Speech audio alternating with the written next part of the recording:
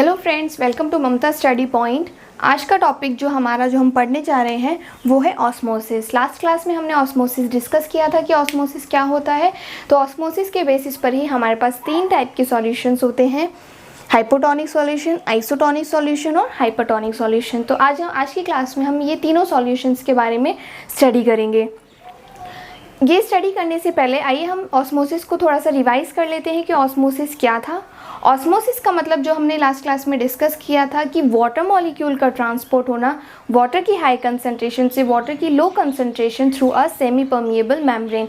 कि एक semi permeable membrane में एक जगह पे जहाँ पे वाटर की कंसंट्रेशन ज़्यादा है, दूसरी जगह जहाँ पे वाटर की कंसंट्रेशन कम है, तो वाटर मॉलिक्यूल का ट्रांसपोर्ट हो जाना उसकी हाई कंसंट्रेशन से low concentration through a semi permeable membrane. तो कंसंट्रेशन, आइए हम एक बार देखते हैं कि कंसंट्रेशन क्या होती है। कंसंट्रेशन का मतलब होता है कि कितने number of particles, solute particles present है एक गिवन अमाउंट ऑफ सॉल्वेंट में।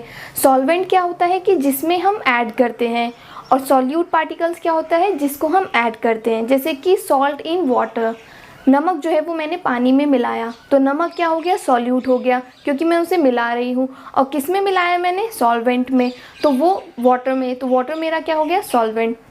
तो कंसंट्रेशन का मतलब होता है कि एक सॉल्वेंट में हम कितने नंबर ऑफ सॉल्यूट पार्टिकल्स को ऐड कर रहे हैं वो उसकी कंसंट्रेशन होती है। तो कंसंट्रेशन के बेसिस पर ही हमारे पास 3 टाइप के सॉल्यूशंस हैं जो कि हमने देखा, हाइपोटोनिक सॉल्यूशन, आइसोटोनिक सॉल्यूशन और हाइपरटोनिक सॉल्यूशन। तो आइए हम एक एक करके देखते हैं कि ये तीनों सॉल्यूशंस में क्या होता है और ये तीनों सॉल्यूशंस कैसे मिलके बनते हैं।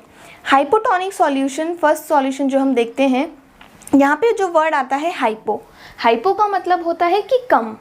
तो हाइपोटोनिक सॉल्यूशन का मतलब है कि जो सेल है उसके अंदर का जो कंसंट्रेशन है वो कम है एज़ कम्पेयर टू जिस सॉल्यूशन में हमने उसको डाला है। तो हाइपोटोनिक सॉल्यूशंस कौन से सॉल्यूशंस हो जाएंगे, हाइपोटोनिक सॉल्यूशंस वो सॉल्यूशन हो जाएंगे जिसमें सेल के अंदर की कंसंट्रेशन जो है वो कम होती है और सेल के बाहर की कंसंट्रेशन जो है वो ज़्यादा होती है। अब ऑस्मोसिस क्या था कि वाटर मॉलिक्यूल का ट्रांसपोर्ट होना हाई से लो में, तो बाहर वाटर की कंसंट्रेशन ज़्यादा है, अंदर वाटर की कंसंट्रेशन कम है। तो ऑब्वियस है कि जो ट्रांसपोर्ट होगा वो कहाँ से कहाँ होगा, बाहर से लेकर के अंदर होगा। यानी जहाँ वाटर मॉलिक्यूल ज़्यादा है वहाँ से वाटर मॉलिक्यूल्स मूव करेंगे उस एरिया में जहाँ पे वाटर मॉलिक्यूल कम है। तो ऐसे टाइप के सॉल्यूशंस कौन से होते हैं, हाइपोटोनिक सॉल्यूशंस। और हाइपोटोनिक सॉल्यूशन में जब वाटर मूवमेंट जो है वो अंदर की साइड होता रहेगा तो सेल के साथ क्या होगा, सेल जो है वो स्वेल हो जाएगी, सेल के अंदर का वाटर की कंसंट्रेशन जो है वो बढ़ते चले जाएगी। क्यों, क्योंकि बाहर से कॉन्टिन्यूसली पानी अंदर आ रहा है। तो इस केस में सेल जो है वो इन्फ्लेट हो जाएगी, मतलब टर्जिड हो जाएगी या फिर स्वेल हो जाएगी, सेल का जो साइज है वो बड़ा हो जाएगा। दूसरे टाइप का सॉल्यूशन जो है हमारे पास वो है आइसोटोनिक सॉल्यूशन। आइसो वर्ड का मतलब होता है सेम, सेम कंसंट्रेशन। तो यहाँ पे जब हम देखते हैं कि जितनी कंसंट्रेशन वाटर मॉलिक्यूल की अंदर है उतनी ही वाटर मॉलिक्यूल की जो कंसंट्रेशन है वो सेल के बाहर है, तो मतलब दोनों तरफ जो है वो सेम कंसंट्रेशन है। तो जो नेट वाटर का मूवमेंट होगा वो दोनों तरफ सेम होगा। यानी अगर 10 मॉलिक्यूल्स बाहर से अंदर आ रहे हैं तो 10 ही मॉलिक्यूल अंदर से बाहर जाएंगे, तो नेट कितना हो गया, 0।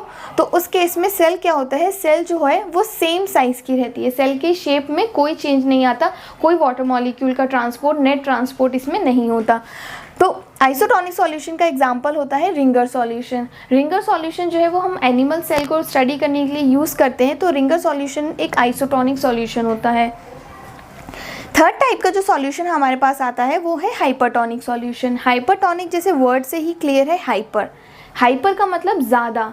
तो हाइपरटोनिक सॉल्यूशन का मतलब क्या हो जाएगा कि सेल के अंदर की कंसंट्रेशन ज़्यादा है एज़ कम्पेयर टू सेल की बाहर की कंसंट्रेशन। तो जैसे आप देख सकते हो कि अंदर सेल की कंसंट्रेशन ज़्यादा है वाटर मॉलिक्यूल की और बाहर एज़ कम्पेयर कम है। तो वाटर मॉलिक्यूल क्या होगा, वाटर मॉलिक्यूल का ट्रांसपोर्ट होता है हाई से लो, तो यानी इस वाले सॉल्यूशन में क्या होगा कि वाटर मूवमेंट जो है वो बाहर से अंदर से बाहर की तरफ होगा।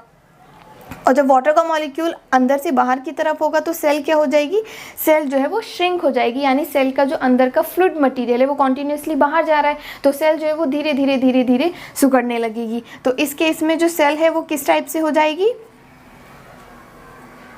धीरे धीरे धीरे धीरे सेल जो है वो सिकुड़ने लगेगी, श्रिंक होने लगेगी, और इस केस में जो सेल है वो धीरे धीरे धीरे धीरे अपने साइज़ में बढ़ते चले जाएगी। क्यों? क्योंकि वो हाइपोटोनिक सॉल्यूशन था। तो ये याद करने के लिए, कन्फ्यूज़न ना हो, इसमें याद करने के लिए एक ट्रिक है कि आप जो है वो एक चीज़ की कंसंट्रेशन याद रखना कि हम किसके रेफरेंस में हम बात कर रहे हैं।